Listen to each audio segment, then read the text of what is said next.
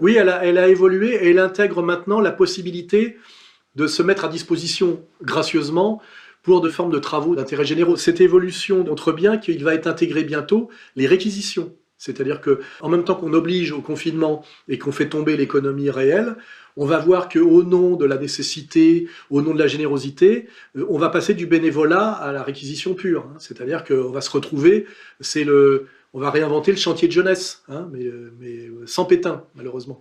Parce qu'au moins là, c'était, on va dire, dans l'intérêt du peuple de souche.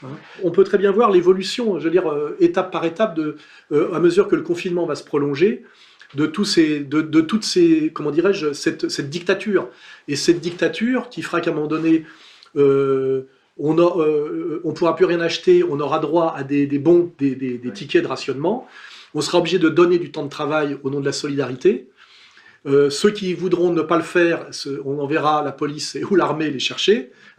Et les médias, genre BFM, nous montreront bien les récalcitrants, les mauvais coucheurs comme moi, les héros du travail volontaire. On aura un stakhanoviste bien choisi qui sera une connasse, en général, féministe, qui validera toutes les conneries, virus, réchauffement climatique, terrorisme islamique et tout ce que vous voulez. Je peux vous écrire, moi, si on se met autour d'une table à plusieurs en rigolant, je peux vous écrire l'évolution du scénario. Si on n'y met pas un terme de façon, je dirais, révolutionnaire, ça peut aller, je dis pas très loin, ça peut aller absolument jusqu'au bout. On peut aller jusqu'au camp de concentration. Je rappelle que le camp de concentration peut tout à fait se mettre en place. Je rappelle que la Troisième République a mis en place les camps de concentration qu'a récupéré Pétain après. Faut le rappeler, les premiers qui les ont créés, c'est le gouvernement du Front Populaire qui a créé les camps de concentration, qui sont pour mettre hors d'état de nuire des agents de subversion ou des agents pathogènes. On peut prendre le pathogène dans tous les sens du terme. À la limite, on peut venir, moi, pas demain, mais après-demain, me chercher et me foutre dans... On peut aussi, d'ailleurs, me faire disparaître, parce que en ce moment, le pouvoir peut absolument tout se permettre. Mais mettre les types comme moi qui ne marchent pas dans la combine, dans des camps, qu'on appellera autrement.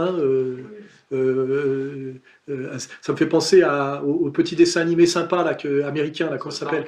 Oui, tout a déjà été énoncé dans South Park aussi, faut voir. Et où je serais rééduqué au décomplotisme avec, je pense que Monsieur Reichstag, par exemple, on voit bien qu'en ce moment il écope pour essayer de détourner le regard de la communauté qui semble être responsable de pas mal de choses.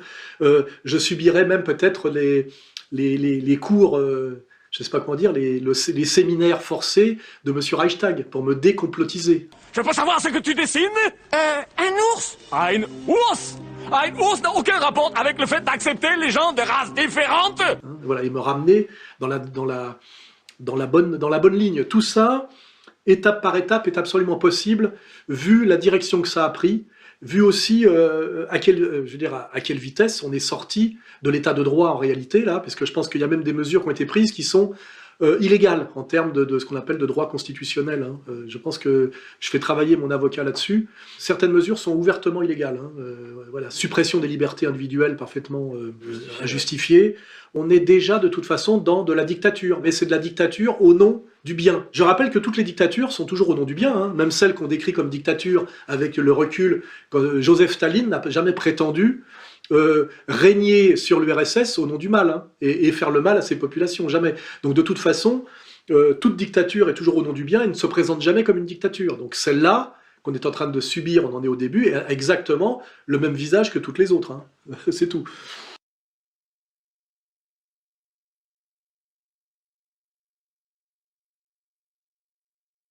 Alors la situation italienne est intéressante, au même titre que la situation française, parce qu'elle permet d'additionner le côté médical et le côté politique. Alors on remarque que la situation italienne est la situation la plus désastreuse. Alors ça vient aussi du fait qu'il n'y a pas une Italie, mais on va dire qu'il y en a deux, voire trois. Il y a l'Italie de Milan et de la Lombardie, qui fonctionne selon on va dire, les standards de développement de la France, de l'Allemagne. Il y a la situation médiane, qui est la situation romaine, et puis après il y a tout ce qui est au-dessous de Rome, où je veux pas être méchant, mais c'est le Maghreb. Enfin, là, il y a pas moyen. Les services publics, l'État, qui est d'ailleurs l'État italien, c'est un sujet de plaisanterie constant depuis toujours, n'a pas les moyens de lutter contre quoi que ce soit. Donc c'est pour ça d'ailleurs que dans un premier temps, la Lombardie, qui est le poumon économique de l'Italie, a été isolée du reste de l'Italie, sans doute peut-être pour sauver ce qui peut être sauvé, j'en sais rien. On voit bien d'ailleurs que la Ligue du Nord est sécessionniste en permanence, exactement comme l'est en Espagne Barcelone et la Catalogne, voilà, parce que c'est un peu la même chose. Voilà. On constate que la gestion italienne du virus a été la plus catastrophique, d'ailleurs à la française, c'est-à-dire confinement aveugle généralisé et mise à l'arrêt total de l'économie. Alors, on peut quand même constater que cette décision est prise par le pouvoir de Rome, c'est-à-dire le pouvoir de Comté, qui correspond en fait à la tradition de ce pouvoir profond qui est complètement sous contrôle, on va dire, gladio, loge P2, c'est-à-dire otanesque États-Unis. Et que, quelque part, ça punit la Lombardie, et la Lombardie, c'est Salvini, c'est la Ligue du Nord, qui aujourd'hui essaye de s'émanciper de ce pouvoir otanesque et qui a rallié plus ou moins ce qu'on appelle la nouvelle route de la soie, et a passé des accords avec la Chine, la Russie, etc. Donc il y a aussi, dans cette gestion catastrophique, on va dire au moins de la Lombardie, une punition de, comment dirais-je, de Salvini et de la Ligue du Nord et de la Lombardie par les traîtres du pouvoir central représenté par Comté, qui en général sont des exécutants de l'Empire, de ce que j'ai appelé depuis longtemps dans Comprendre l'Empire, l'Empire. Voilà. Donc il y a une guerre.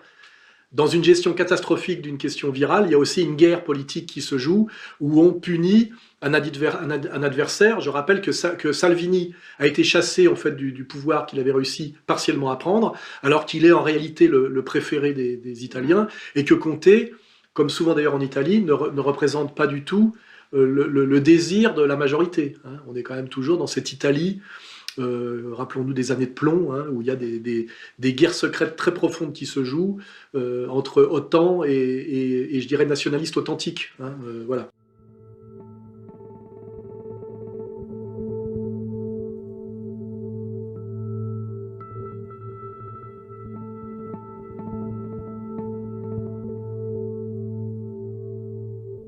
Oui, alors ça, ce que je dis, c'est que si jamais à un moment donné l'économie totale s'effondre, et donc l'économie des classes moyennes, on renflouera les banques avec du faux argent, mais on peut aussi, parce que ça s'est déjà fait à Chypre il n'y a pas longtemps, en Argentine dans les années 90, et même aux États-Unis, on l'a oublié dans les années 30, on pourra décréter la captation de toute l'épargne privée sur les banques. Alors pour l'instant, on peut le faire, il y a déjà les décrets, au-dessus de 100 000 euros, en cas de ce qu'on appelle, le terme technique, c'est quoi, quand une banque fait défaut. Oui, quand une banque fait défaut, comme l'État libanais a fait défaut il n'y a pas longtemps,